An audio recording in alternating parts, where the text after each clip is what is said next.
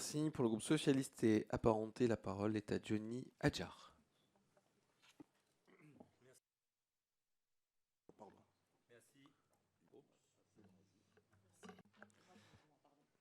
Merci beaucoup. Messieurs les présidents, mesdames et messieurs, chers collègues.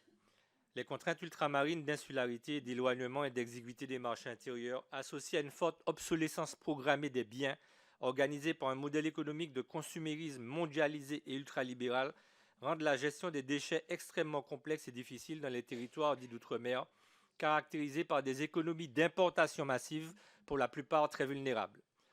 En Martinique, c'est 20 000 véhicules, par exemple, hors d'usage, mais c'est aussi sur les gisements des déchets de BTP, 265 000 tonnes.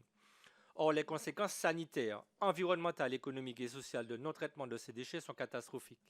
Dans des territoires en mal développement et qui abritent 80% de la biodiversité française, sans compter les normes complètement inadaptées aux singularités ultramarines et une absence complète de continuité territoriale de gestion des déchets. Sur le principe du pollueur-payeur, le développement des filières à responsabilité élargie de producteurs, les REP, est fondamental.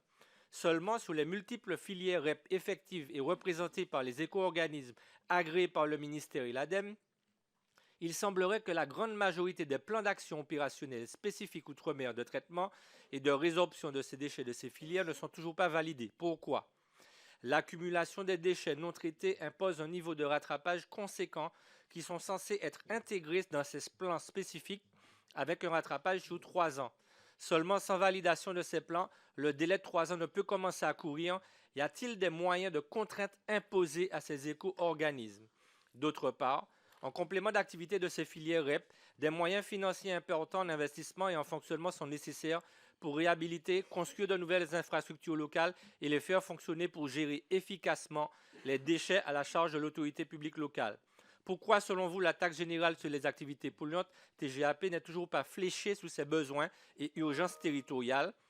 Dans un contexte de vie chère exacerbé en Outre-mer, quelle fiscalité adaptée, selon vous, peut résoudre l'équation de traiter les déchets en encourageant les pratiques durables des producteurs sans pénaliser les finances des collectivités publiques et surtout sans pénaliser davantage le pouvoir d'achat des usagers et TPE-PME dans le respect de nos spécificités? Merci.